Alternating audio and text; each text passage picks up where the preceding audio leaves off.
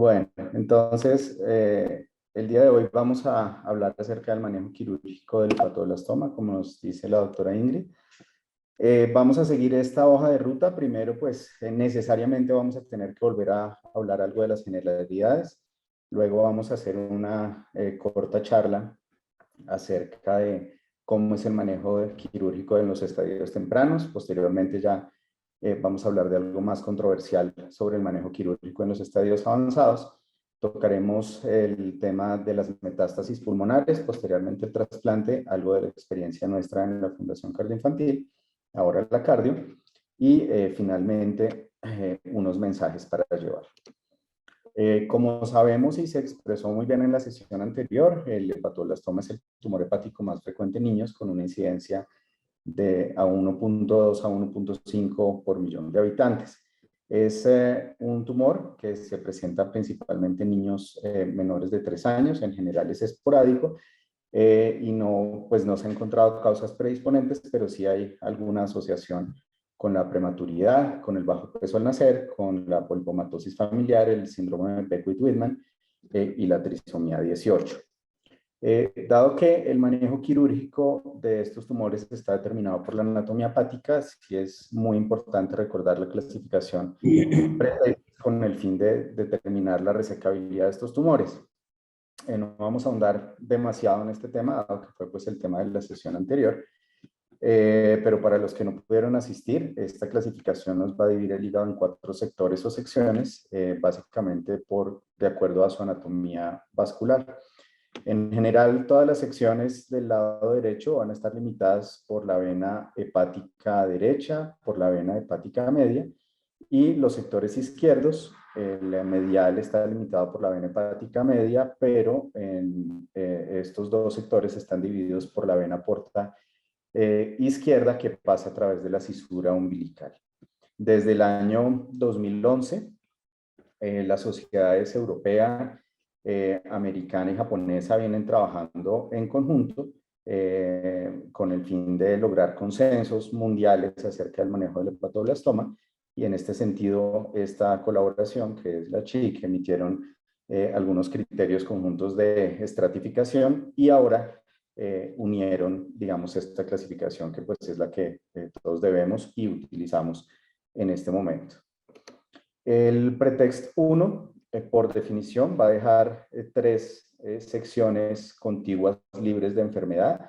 Este es el tumor de presentación más rara, digamos, el porcentaje de su presentación es prácticamente insignificante comparado con la presentación de los otros estadios.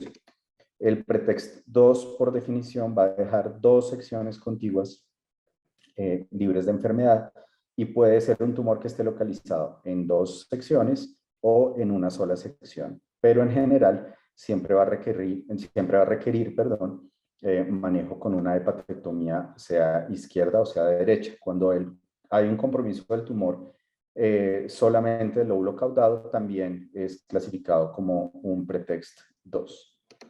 En el caso del pretext 3, solamente hay una sección que está libre de enfermedad. Por definición, entonces, dado que son 4 lóbulos, pues va a comprometer ambos lóbulos hepáticos.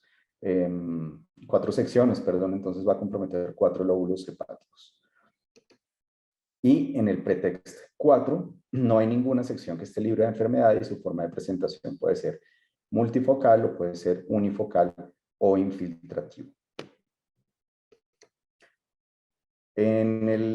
Entonces, en general, uno podría decir que el manejo quirúrgico de estos tumores, así simplemente, para los tumores pretext 1 y 2 va a ser con hepatectomía. El pretext 2 se presenta más o menos en el 40% de los casos, es la forma de presentación en el 40% de los casos. El pretext 3 también es más o menos el 40% de los casos en su presentación y estos tumores se catalogan como potencialmente resecables con hepatectomía. Y el pretext 4, que se presenta más o menos en el 20% de los casos, es considerado irresecable y para su resección completa va a necesitar de una hepatectomía total y por tanto de un trasplante hepático. La quimioterapia en estos estadios avanzados juega un papel fundamental, dado que puede cambiar el plan quirúrgico inicial de estas lesiones. Históricamente ha habido dos corrientes en el manejo de los pacientes con hepatoblastoma, son las que, digamos, la mayoría de los grupos en el mundo han seguido. Una es la corriente europea, en el cual todos los pacientes que se presenten con hepatoblastoma son llevados a una quimioterapia neoadyuvante, versus la corriente americana del Children's Oncology Group, en el cual básicamente ellos apoyan la resección de los tumores pretext 1 y 2 al momento del diagnóstico, sin necesidad de dar, perdón, la quimioterapia adyuvante. La sobrevida en los estudios de estos grupos, a pesar de esta diferencia en el manejo de quimioterapia, no ha sido muy distinta. En cuanto al manejo quirúrgico, básicamente sí han tenido más o menos la misma aproximación. Es posible que algunos pacientes que tienen o que se presentan como pretext 1 o pretext 2 y que son llevados a resección primaria, se beneficien de alguna manera de recibir quimioterapia. De toda la experiencia que se recogió en los grupos de colaboraciones de países, se decidió crear una colaboración que es llamada CHIC, y de ahí sale el estudio FIT, en el que se plantea próximamente en estudios prospectivos, es un estudio que está en curso, definir el manejo definitivo, digamos, global de los hepatoblastomas. En principio, este estudio FIT propone solamente hacer resección primaria para los tumores pretext 1 y 2, pero la condición para la resección en los tumores pretext 2 es que exista un margen vascular radiográfico de más de 1 centímetro con las principales estructuras vasculares. No recomiendan de ninguna manera hacer una triseccionectomía, o sea, resección de 3 secciones o sectores en el hepatoblastoma que es recientemente diagnosticado. En general, así como CIOPEL, el Children's Oncology Group recomienda la realización de hepatectomía o una triseccionectomía en los pacientes pretext 3 después de haber recibido la quimioterapia, o que son post-text 1, 2 y 3 y que no tienen compromiso vascular mayor, sea venoso, pues sea de la vena hepática o que sea de la vena porta. Se recomienda para los pacientes que debutan con pretext 4 o en post-text 3, que tienen un compromiso vascular mayor, la realización de trasplante hepático o la realización de una cirugía extrema. De esto vamos a hablar un poco más adelante. De pronto para los estudiantes, a post-text nos referimos el estadio que queda después del tratamiento, y es como una reclasificación del pretext. En lo que hay consenso es que las resecciones en cuña o las resecciones no anatómicas no están recomendadas, que la resecabilidad del tumor depende de la experticia tanto del cirujano como del grupo quirúrgico, por supuesto, y se recomienda que estas resecciones extensas se hagan en un sitio o en un centro que tenga amplia experiencia en este manejo de resecciones complejas y de preferencia en trasplantes, dado que la resección incompleta del tumor y el tumor residual macroscópico se asocia a mal pronóstico. En caso de que no se pueda garantizar este margen, la recomendación es enviar estos pacientes de manera prioritaria a un centro de trasplante. A diferencia del compromiso macroscópico, que sí nos define un mal pronóstico, el margen microscópico positivo no lo afecta, y esto nos lo demostró un reporte de CIOPEL, pues lo encontró, perdón, un reporte de CIOPEL, así como un reporte del Grupo de Toronto del Hospital de Niños Enfermos, en el cual ellos también, digamos que apoyan la resección, este tipo de resecciones extremas, siempre y cuando sea en manos expertas. Pero en este sentido, el mismo Grupo de Toronto sugiere mirar estos resultados con mucho cuidado y enfatiza que no se debe negar la posibilidad de trasplante a los niños que puedan requerirlo, dado que estos resultados de su artículo pues solamente aplican a un grupo muy selecto de pacientes. La serie de Lauds de 2011, que es del grupo del doctor Superina de la Universidad Northwestern de Chicago, el Hospital de Niños de Chicago, reporta en el año 2011 una serie de resecciones extremas en 14 niños con hepatoblastoma, todos con pretext 3, con post-text 3 y 4, con unos resultados realmente sorprendentes y pues difíciles de emular. Con una sobrevida en el primer año del 93%, a 5 años del 75%. Todos estos pacientes recibieron una quimioterapia preoperatoria basada en cisplatino. Y como vemos acá, pues todas las resecciones quirúrgicas fueron resecciones bastante extremas y un poco atípicas. De todos estos pacientes, uno de los niños tan extrema sería que requirió un bypass cardiopulmonar, desarrollando como complicación una colangiopatía isquémica y necesitando un trasplante hepático de urgencia, el cual se realizó en la misma institución con donante vivo. De aquí es de donde radica la importancia en que estos pacientes sean valorados, conocidos o tratados por un equipo que esté capacitado en este tipo de procedimientos, es lo que también nos hablan sus conclusiones. Uno de estos 14 niños presenta una recaída tumoral y hacen una nueva resección, lo que habla definitivamente de la experticia del grupo, y no lo llevan a trasplante, al fin del seguimiento de este niño estaba vivo, sin evidencia de recaída tumoral. Para el manejo de estos estadios avanzados, ¿qué se ha hecho entonces con el fin de aumentar la resecabilidad? Entonces se puede hacer quimioembolización transarterial por catéter, la cual se puede hacer sola o se puede hacer en combinación con otras terapias. Esto en el caso de tumores irresecables que no responden a la terapia convencional con quimioterapia sistémica y que por tanto no son candidatos a trasplante hepático.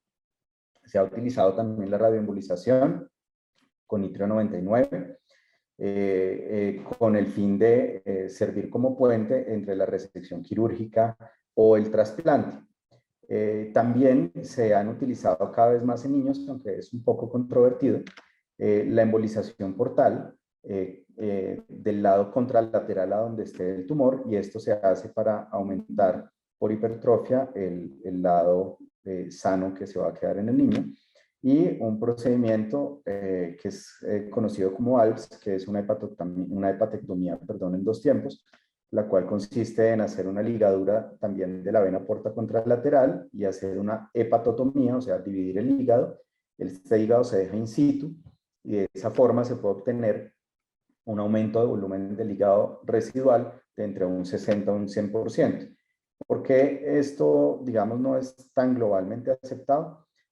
Porque los niños realmente toleran un remanente hepático bastante extremo, de más o menos el 20% del volumen hepático total, a diferencia de los adultos en quienes uno, para hacer una resección hepática, digamos en general, busca un límite de entre el 30 y el 35%. Estos procedimientos también se reservan a pacientes de muy alto riesgo, también altamente seleccionados, y a pacientes que de alguna manera no son candidatos al trasplante hepático. Ese es el a favor, pero ¿qué hay en contra de la cirugía no extrema? Perdón, de la cirugía extrema, básicamente es la marcada diferencia de sobrevida entre aquellos pacientes que tienen un tumor avanzado y son llevados a un trasplante primario versus aquellos pacientes que son llevados a una cirugía extrema, recaen y son llevados a un trasplante conocido como un trasplante de rescate. La sobrevida es casi del doble. En la serie de CIOPEL 1 vemos una diferencia de sobrevida a 6 años de 82% versus un 30% en estos pacientes que son llevados a trasplante de rescate.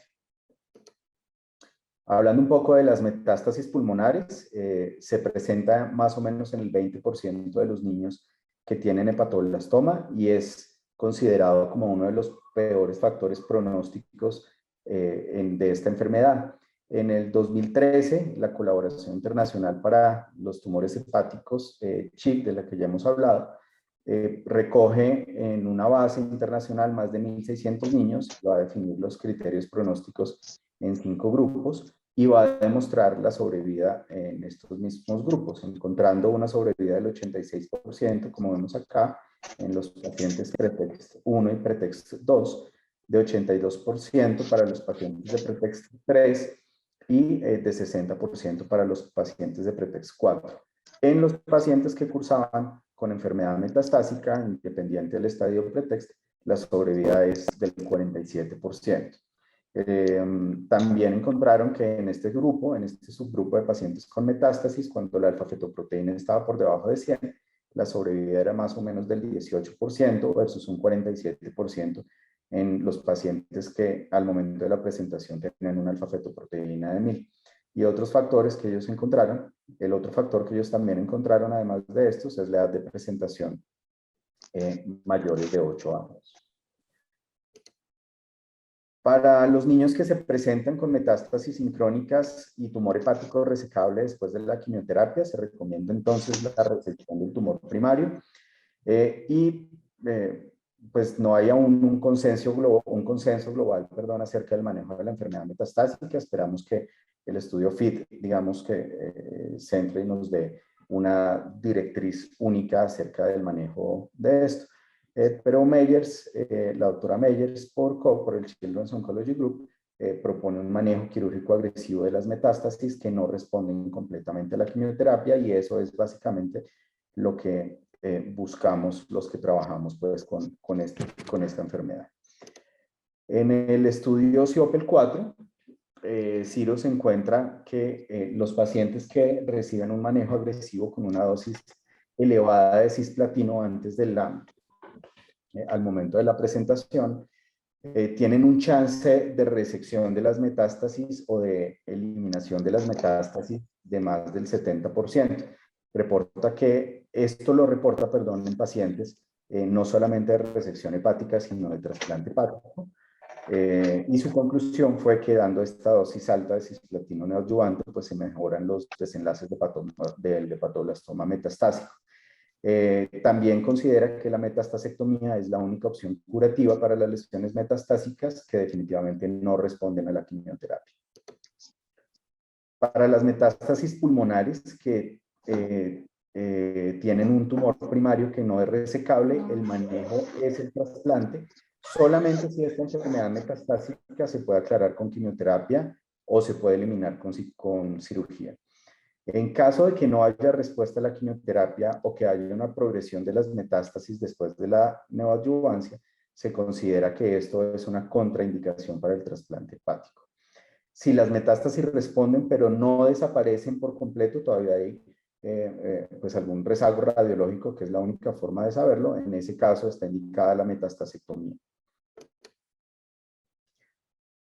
Como habíamos dicho, como para concluir grande, todo hepatoblastoma que responda a la quimioterapia, que permanezca irresecable después de la quimioterapia, que no tenga evidencia de enfermedad extrahepática o que esta enfermedad extrahepática sea susceptible de resección, es candidato para trasplante hepático. Y en este sentido, en esta referencia podemos encontrar toda la lista de los estudios publicados hasta la fecha de pacientes llevados a trasplante hepático por hepatoblastoma, con pues unos tiempos de seguimiento bastante distintos, pero que nos reportan una sobrevida de entre el 50 y el 100% de manejo pues con trasplante hepático. Tanto los grupos americanos como CIOPEL manejan estas guías de criterios, para definir qué pacientes son potenciales candidatos para trasplante hepático. Y en general consideramos que todos los pacientes pretext 4, sean de presentación multifocal o unifocal, deben ser remitidos a un centro de trasplante para valoración. Todos los pacientes de pretext 3 que tengan compromiso vascular mayor, sea de la vena hepática o sea de la porta, y cuya proximidad del tumor a alguna de estas importantes estructuras permita dudar que la resección va a ser adecuada, también deben ser enviados a un centro de trasplante. Y aquellos pacientes que son llevados a resección hepática y que hacen o una recaída hepática o que quedan con tumor residual después de la resección, pues deben ser enviados de manera urgente para buscar un trasplante de rescate.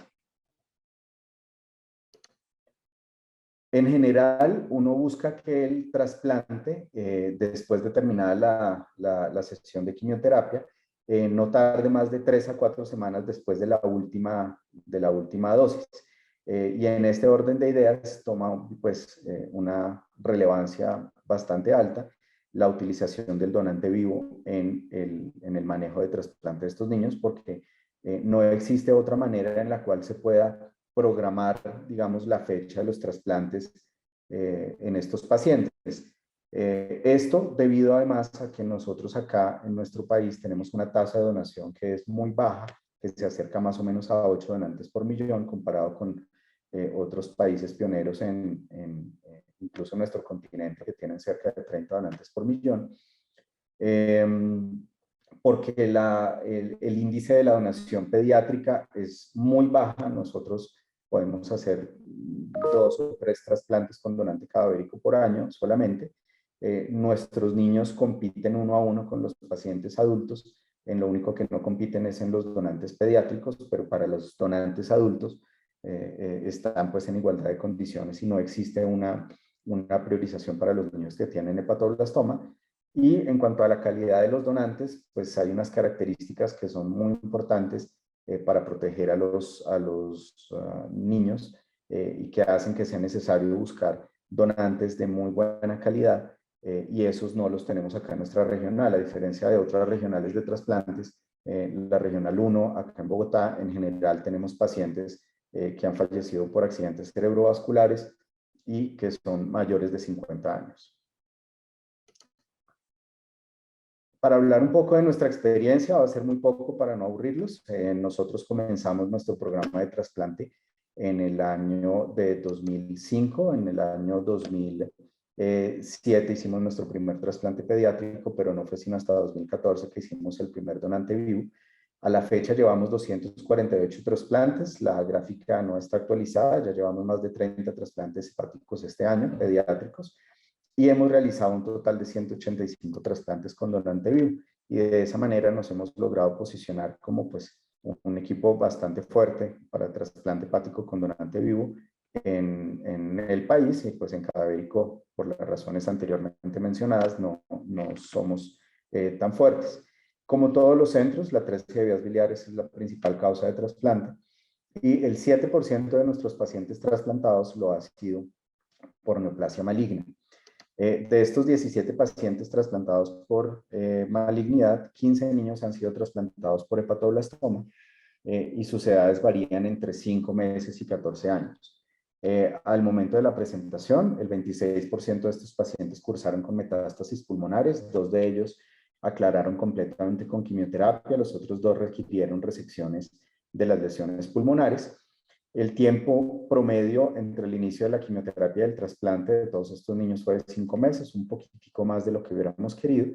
Y todos los pacientes también recibieron un poco más de ciclos de lo que quisiéramos, 5 ciclos de quimioterapia con estos esquemas. Estos pacientes vienen siendo manejados en todas las instituciones, incluso pues en la nuestra. Algo que es muy llamativo en nuestros hallazgos es que de los 15 pacientes, 6 pacientes fueron llevados a cirugía abdominal previa, 2 con intenciones de resección, y el 13% de nuestros pacientes fue llevado a un trasplante de rescate, uno antes de 2 meses del primer intento de resección, y el segundo con una recaída 70 meses después de una recaída iliar, 70 meses después de la primera resección. Nuestros resultados se acercan algo a lo reportado en la literatura, con una sobrevida global a 5 años del 70%. Los pacientes que tienen metástasis pulmonares no han completado pues este seguimiento, y tenemos solamente la gráfica no quedó bien, solamente una sobrevida del 25% a 2 años. Todos los pacientes en quienes recayó el tumor desafortunadamente fallecieron, y los 2 pacientes que han sido trasplantados como rescate están vivos a la fecha, pero pues el último lleva muy poco tiempo de seguimiento. ¿Qué mensajes para llevar a la casa? Espero que nos queden con esta presentación. La cirugía para el hepatoblastoma tiene un rol complementario a la quimioterapia y en conjunto ambos tienen un potencial que es curativo para nuestros pacientes. La cirugía extrema debe reservarse para centros que tienen amplia experiencia en cirugía hepatobiliar y ojalá en centros que cuenten con un servicio de trasplante hepático o que tengan la posibilidad de hacer una remisión rápida y prioritaria para estos pacientes, no solo por el riesgo de falla hepática post-resección, que existe, es evidente, sino por el riesgo de tumor viable residual y que esto haga que necesiten un trasplante hepático de urgencia.